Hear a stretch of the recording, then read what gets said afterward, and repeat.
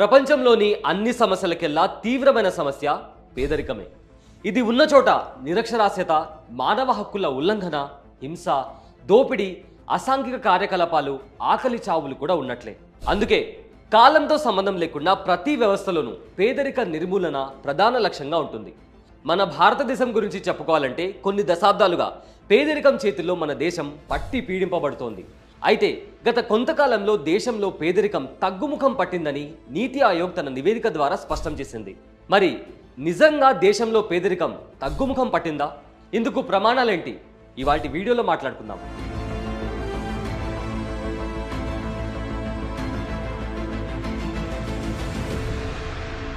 ఆరోగ్యం, విద్య, జీవన ప్రమాణాలతో పాటు ఐక్యరాజ్య సమితి నిర్దేశించిన పోషకాహారం, మాతా శిశువు ఆరోగ్యం, తాగునీరు వంటి 12 అంశాల్లో వెనకబాటును బహుముఖ పేదరికంగా పరిగణిస్తారు.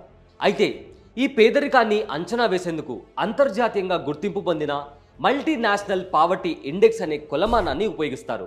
ఎంపీఐ ఇండెక్స్ ప్రకారం 2013 నుంచి 2014లో భారత్లో 29.17% మంది పేదరికంలో మగ్గినవారే. కానీ 2022 నుంచి 2023 నాటికి అది 11.28% తగ్గింది.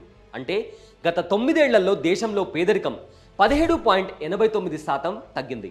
ఈ 9 ఏళ్ల కాలంలో దేశంలోని 24.82 కోట్ల మంది పేదరికం నుంచి బయటపడ్డారని నీతి ఆయోగ్ నివేదిక చెబుతోంది. ఇదిలా ఉండగా వరల్డ్ బ్యాంక్ ప్రకారం $2.15 కన్నా తక్కువ సంపాదించే నిరుపేదలు చాలా మంది ఉన్నారు.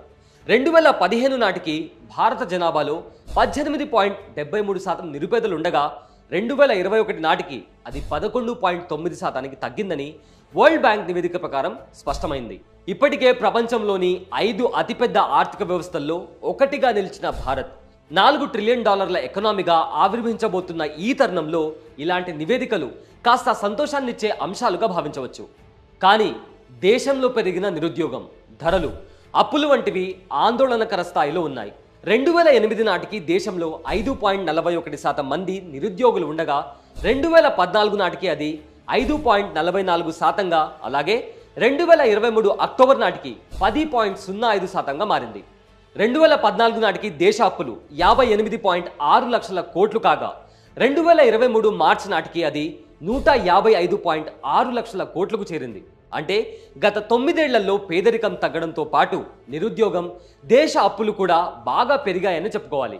ఇవే కాదు, నానాటికి పతనమవుతున్న రూపాయి విలువ, ఆదాయ అసమానతలు కూడా ఆందోళన కలిగించే అంశాలే. ఆరోగ్యం, తాగునీరు, విద్య, గ్రామీణ అభివృద్ధితో పాటు మౌలిక సదుపాయాలు, వ్యవసాయ రంగంలో అభివృద్ధి, ఇలా అన్ని అంశాల్లోనూ వృద్ధి చెందినప్పుడే మన దేశం అభివృద్ధి చెందడంతో పాటు పేదరికాన్ని కూడా అధిగమిస్తోంది. అంతేకాకుండా దేశంలో పెరుగుతున్న సంపద అభివృద్ధి, సంక్షేమ పథకాలు కింది వర్గాలకు చేరువ కావడమే నిజమైన అభివృద్ధి.